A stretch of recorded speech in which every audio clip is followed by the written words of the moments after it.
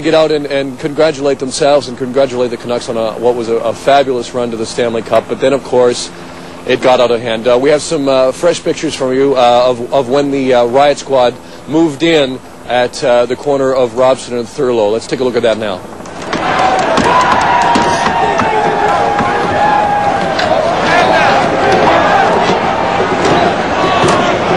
Here you can see some of the people fighting with the police as the police move in right here. It was a complete pandemonium as they tried to establish a line.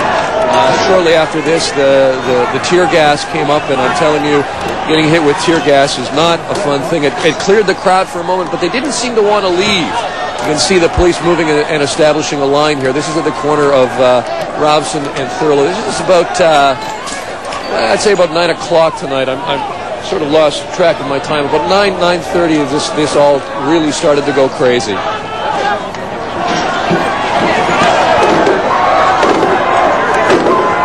Here you can see the Riot squad moving forward in formation. They've just come through here and cleared the streets again. But this is how they did it. They just established a line and moved forward and moved through the area, just pushing the crowd back, occasionally firing tear gas. And the crowd just did not want to move back. As you can see, one officer there with a can of pepper spray pushing back the crowd. It had scaled a lot of the buildings and was on awnings and stuff. You will see one hurt fan being led away. There was certainly a lot of this earlier tonight. Police pushing people away. Emotions running very, very high tonight down here. It was not a pretty sight. Not a pretty sight for Vancouver.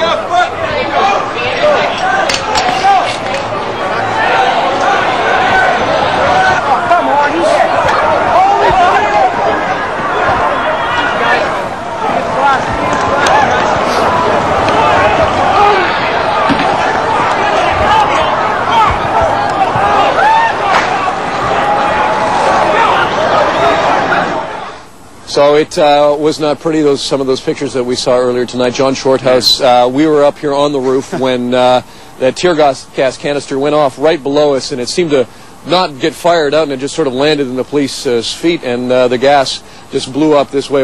Yeah, they tried to kick it away to get it to disperse the crowd. Instead, it sort of dispersed us. And I'm telling you, I feel like describing this so that none of you will ever want to get involved in a situation where tear gas is involved. It is the most debilitating thing that I've ever had happen to me. I mean, you can't see, you can't breathe, you don't know where you're going. You know, I was completely lost as to my bearings, and boy, it was a scary thing. I mean, it's not anything I want to go through again. Yeah, absolutely. Right now, I'm still sniffling, and my voice is a little hacked up from breathing it, and it was tough to get away because we're up here on this rooftop here, and we just couldn't get away from the gas for quite a while, and a lot of the people down here had some trouble getting away from it too. And when the running began, that's when we started to hear the glass shatter, and we can see shops up and down the road here now with glass just shattered away from it. We've heard more glass breaking, and the police just within the last couple of minutes have once again come through here and cleared the area. There's some more glass breaking over by the satellite truck, actually. Oh,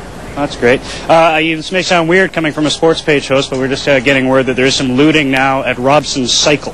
So we're sort of getting more specific things going on. So people, keep it calm. Let's calm this thing down. Yeah, this thing is certainly not over. Police still moving through. We can still hear the RCMP helicopter circling overhead.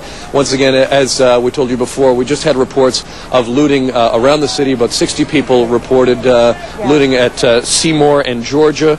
I believe that's... I'm just being told now it's happening at Georgia in Burrard is where the crowd is now. Yeah, thanks very much. Thanks very much. It looks Get out of there. Yeah, right. Please. It sounds to me like you're almost bucking for danger pay down there. Well, no. Wouldn't hurt, huh?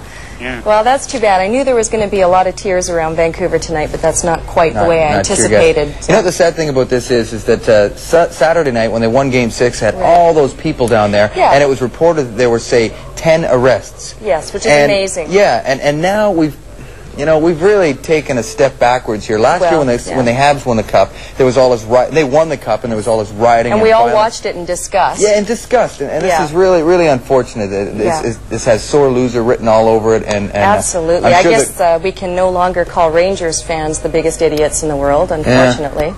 Anyhow, now, as expected, there wasn't any celebrating done in the Canuck dressing room tonight, but hey, when all was said and done, you got to hand it to this team. They showed us a lot in these playoffs. For some more post-game reaction from the Canucks, let's go back to New York City. Well, there's a lot of jubilation here in New York. The fans out in the streets celebrating big time. Old Ranger names like Rod Gilbert, Vic Hadfield, Andy Bathgate, Eddie Jockeman, Ron Greschner, Ron Duguay, Emil Francis, John Davidson. The monkey is off the Ranger back now that they've won for the first time in 54 years. The Canucks still have never won a cup, and they were a pretty dejected bunch in the dressing room following the game. Well, we knew they were going to come out strong, and we had a couple of little lapses there, mental errors. 2-on-0 there, the one goal, and we bounced back from it. We didn't let it bother us. We played a great second period, and they got a power play goal, which I think was a little questionable, but we didn't let that bother us. We came back and played hard in the third also. It hurts, doesn't it? Well, sure it hurts, but the guys have a lot to keep. A lot to take pride in. They played an excellent series and excellent playoffs, and I mean, by all means, they got to keep their heads up because it's just an excellent effort. It probably was, the chance of the life, and you never know if you're going to have another one. So sure, he disappointed me. Well, it's a great experience for the future of this team. I hope that they watched the celebration at the end and maybe got the feeling of what it's like to win. I think that's what it's all about. That's what everybody works as hard as we do for 9 months out of the year to do. And I think for young players just to get here like this and feel it, maybe it'll give them that much more desire to be here again. We accomplished a lot in the playoffs, and it's something that we're gonna respect in the summer. Right now, I think we're all feeling the loss and kind of down about that because we took them right to the end, and it looked like we had some chances, and it's a game that we want to play again. All I can think of now is the positive things, the types of plays, the play of Martin Jelena and Kirk in the early going, and Pavel's key goals, and Trevor tonight, and Court's getting hot, and our defense shoring up, and young Hedekin playing well, and and I could go through everybody. Momesso answering the bell like he did, and Cliff, and there's not one guy that you could ever say for a moment that you were disappointed in through this whole thing. No doubt about that. We've been showing you a lot of pictures from downtown. We shouldn't paint all Canuck fans with the same brush here. Absolutely. Coming up, we're going to go back to Vancouver and some of the fans' own post-game reaction, the good stuff. Yeah, we'll check in with John Shorthouse at double overtime as our special Stanley Cup Final wrap-up continues. They're number one in our hearts, and they're number one in Canada, and the number two, we love them, and they did great, and this is so wonderful for us. From Dick. Welcome back. Now that's a look at some of the positive mayhem that took place in Vancouver tonight. That was before things really started to get bad. Yeah, that's right, Norma. And you might say Vancouver's in a New York state of mind tonight, since they're a town known more for ugliness after sporting events. You could say they got our state of mind, because on the streets of the Big Apple tonight, after the big win, things were almost peaceful.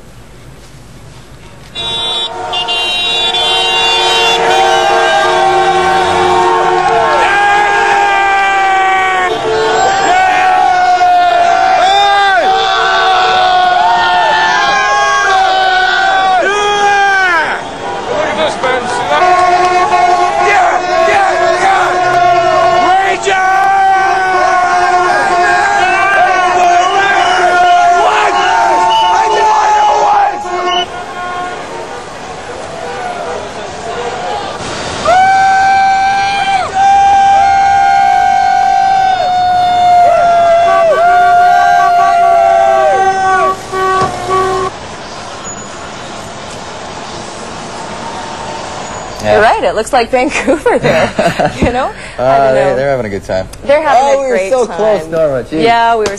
You just can't stop thinking about that. Anyhow. Well, anyways, we're going to go back down to Robson Street, where I guess things have calmed down. Yeah, Johnny. Hi. Hi, how you doing? Can you breathe now? My heart rate's gone down a bit, but that's about it. We were just talking about it. It's been the most, in a negative way, the most exciting night of our lives. Yeah. But I don't ever want to have to breathe that again. No. Let's get on to the positive stuff. Okay, let's do that. There was some positive stuff. I spent the game at double overtime watching the game. Obviously, some big Jeff Courtnall fans there.